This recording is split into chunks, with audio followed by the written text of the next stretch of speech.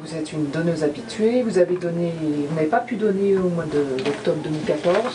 Anne-Marie Tully n'est pas seulement une habituée des lieux, elle donne son sang depuis l'âge de 20 ans. Un geste qu'elle accomplit depuis bientôt 50 ans, 3 à 4 fois par an. C'est dire si l'on peut donner son sang une grande partie de sa vie. Mes parents le faisaient, je l'ai fait et je continue à le faire jusqu'à ce que je puisse. Et ce sentiment de servir à quelque chose, c'est quand même être vivant déjà et aider à rester vivant. Ici, au centre de transfusion sanguine, on peut donner donc son sang, mais également ses plaquettes ou son plasma.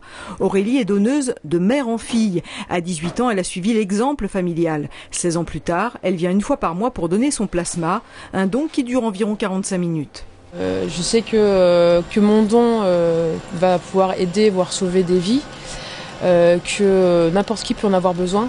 Si moi ou mes proches sont touchés par un accident ou une maladie qui demande un produit sanguin, voilà. Moi je sais que je les aurais aidés, quoi. Le plasma, c'est le liquide dans lequel baignent les cellules sanguines. Le prélèvement se fait par centrifugation. Il y a deux utilisations possibles du plasma. Soit on fait des transfusions de plasma, en général chez des patients qui ont des chocs hémorragiques importants, ou bien des patients qui ont des maladies auto-immunes et qui ont besoin de faire des échanges plasmatiques.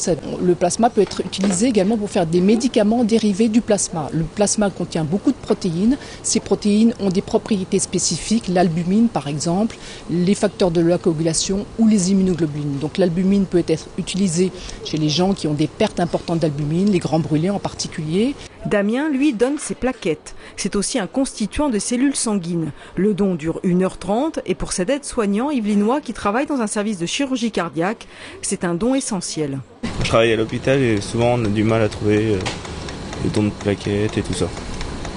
Je travaille en chaire cardiaque et c'est compliqué parfois. Donc les patients essentiellement qui sont atteints de maladies hématologiques chroniques, type des leucémies par exemple, ou bien des patients qui ont des cancers et qui reçoivent des chimiothérapies, eh bien leur taux de plaquettes peut être amené à baisser. Donc il faut surveiller de très près ce taux.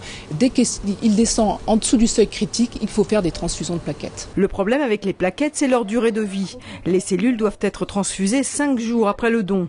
C'est dire si le centre du Chesnay attend régulièrement les donneurs. Après le don, les poches sont adressées à un plateau de préparation qui se trouve à Pontoise pour subir un certain nombre de transformations. Elles seront ensuite mises à la disposition des hôpitaux. Ici, au centre du Chesnay, on reçoit environ 1000 donneurs par an. En Île-de-France, seulement 3 à 4% des habitants donnent leur sang.